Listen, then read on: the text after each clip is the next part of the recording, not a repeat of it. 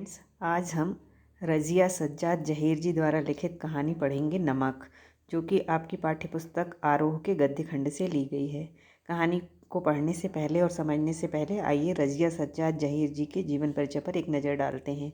रज़िया सज्जाद जहीर जी का जन्म 15 फरवरी सन 1917 अजमेर राजस्थान में हुआ। इनकी प्रमुख रचनाएं हैं जर्द गुलाब उर्दू कहानी संग्रह है। इन्हें अनेक सम्मान मिले। सोवियत भूमि नेहरू पुरस्कार, उर्दू अकादमी उत्तर प्रदेश, अखिल भारतीय लेखिका संघ अवार्ड। इनका निधन 18 दिसंबर सन 1979 को हुआ। रज़िया सज्जाद जहीर मूलतः उर्दू की कथाकार हैं। उन्होंने बीए तक की शिक्षा घर पर रहकर ही प्राप्त की। विवाह के बाद उन्होंने इलाहाबाद से उर्दू में एमए की परीक्षा उत्तीर्ण की। सन 1947 में वह अजमेर से लखनऊ आईं और वहां करामत हुसैन गर्ल्स कॉलेज में पढ़ाने लगीं। सन 1965 में उनकी नियुक्ति सोवियत सूचना विभाग में हुई। स्टूडेंट्स, रज़िया सज्जाद जहीर जी की कहानियों में सामाजिक सद्भाव, धार्मिक सहिष्णुता और आधुनिक संदर्भों में बदलते हुए पारिवारिक मूल्यों को उभारने का सफल प्रयास मिलता है। सामाजिक यथार्थ और मानवीय गुणों का सहज सामंजस्य उनकी कहानियों की विशेषता है। नमक शीर्षक कहानी भारत पाक विभाजन के बाद सरहद के दोनों तरफ से विस्थापित पुनर्वासित जनों के दिलों को टटोलती एक मार्मिक कहानी है। दिलों को टटोलने की इस कोशिश में अपने पराये देश परदेश की कई प्रचलित धारणाओं पर सवाल खड़े किए गए हैं। विस्थापित होकर आई सिख बीवी आज भी लाहौर को ही अपना वतन मानती है और सौगात के तौर पर वहां का नमक लाए जाने की फरमाइश करती हैं। कस्टम अधिकारी नमक ले जाने की इजाज़त देते हुए दिल्ली को अपना वतन बताता है। इसी तरह भारतीय कस्टम अधिकारी सुनील दास गुप्ता का कहना है कि मेरा वतन ढाका है। तो स्टूडेंट्स, राष्ट्र राज्यों की नई नई सीमाएं खींची जा चुकी हैं और मजहबी आधार पर लोग इन रेखाओं के इधर उधर अपनी जगह बना चुके हैं। इसके बावजूद ज़मीन पर खींची गई रेखाएं उनके अंतर्मन तक नहीं पहुंच पाई हैं। एक अनचाही अप्रीतिकर बाहरी बाध्यता ने उन्हें अपने अपने जन्म स्थानों से विस्थापित तो कर दिया है, पर वह उनके दिलों पर कब्जा नहीं कर पाई हैं। नमक जैसी छोटी सी चीज़ का सफ़र पहचान के इस मार्मिक पहलू को परत दर परत उघाड़ देता है। यह पहलू जब तक सरहद के आर पार जीवित है, तब तक यह उम्मीद की जा सकती है कि राजनीतिक सरहदें एक दिन बेमानी हो जाएंगी। लाहौर के कस्टम अधिकारी का यह कथन बहुत सारगर्भित है। उनको यह नमक देते वक्त मेरी तरफ से कहिएगा कि लाहौर अभी तक उनका वतन है और दिल्ली मेरा, तो बाकी सब रफ्ता रफ्ता ठीक हो जाएगा। स्टूडेंट्स, कहानी का सारांश कुछ इस प्रकार है। सफ़िया अपने पड़ोसी सिख परिवार के यहाँ कीर्तन में गईं।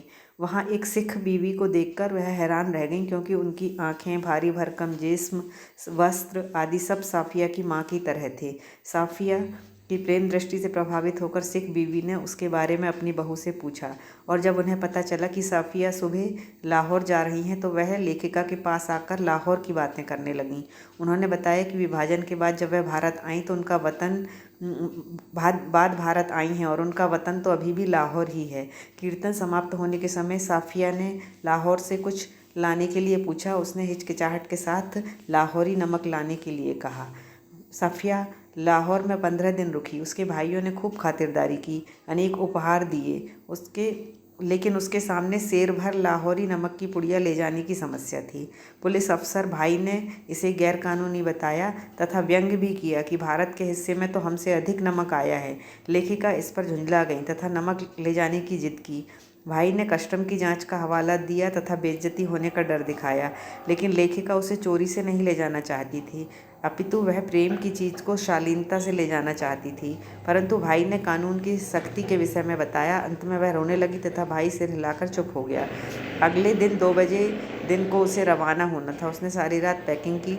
सारा सामान सूटकेस व बिस्तर बंद में आ गया। अब कीनू की टोकरी तथा नमक की पुड़िया ही शेष रह गई थीं। गुस्सा उतरने पर भावना के स्थान पर बुद्धि धीरे धीरे हावी हो रही थी। उसने कीनुओं के ढेर के नीचे नमक की पोटली छिपा दी। आते समय उसने देखा था कि भारत से केले जा रहे थे तथा पाकिस्तान से कीनू आ रहे थे। कोई जांच नहीं हो रही थी। इस तरह नमक सुरक्षित पहुंच जाएगा। फिर वह सो गई। कल वह लाहौर से वापस हिंदुस्तान जा रही थी। शायद फिर वह कभी वापस लाहौर ना आ सके। इस समय उन्हें इकबाल का मकबरा, लाहौर का किला, सूरज की डूबती किरणें आदि दिखाई दे रही थीं। अचानक उनकी आंख खुल गई और उनका हाथ कीनुओं की टोकरी पर जा पड़ा।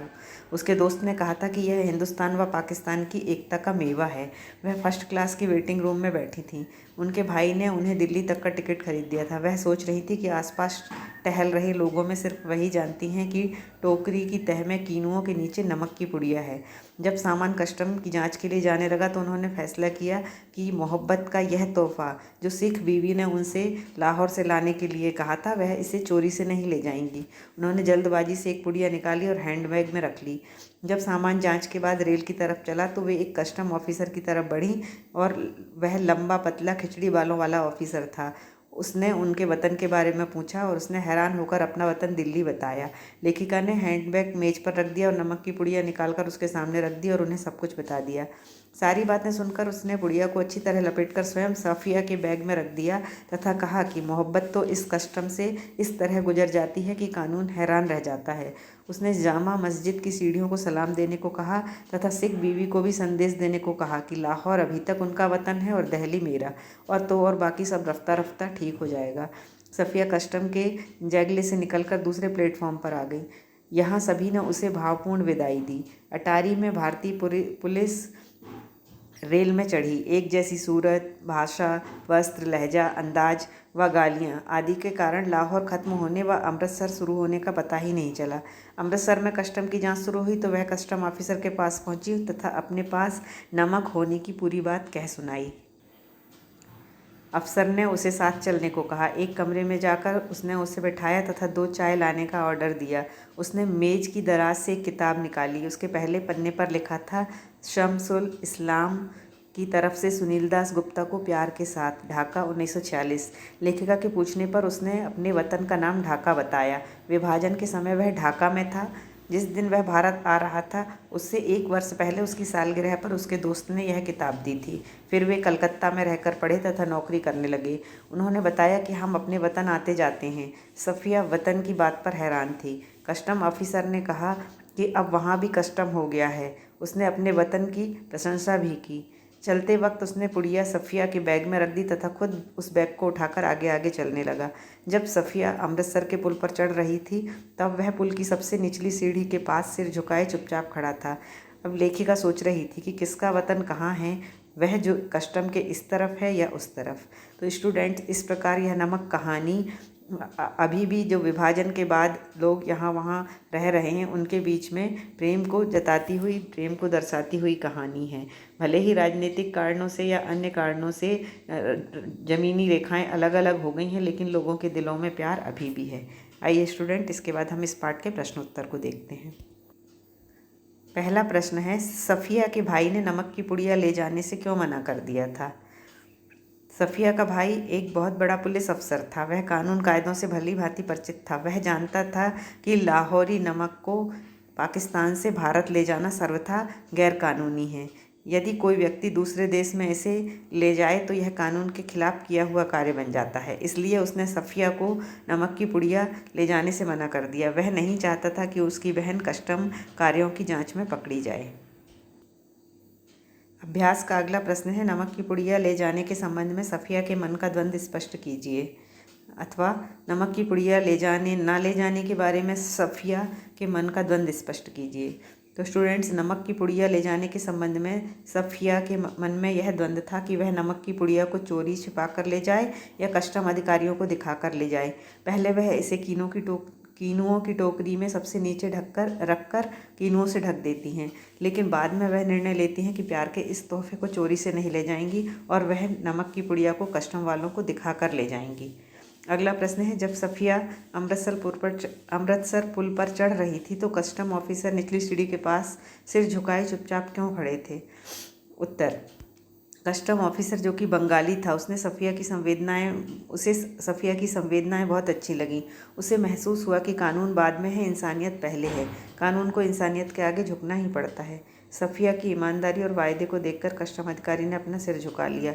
उसे सफ़िया के द्वारा किए गए कार्य पर नाज था।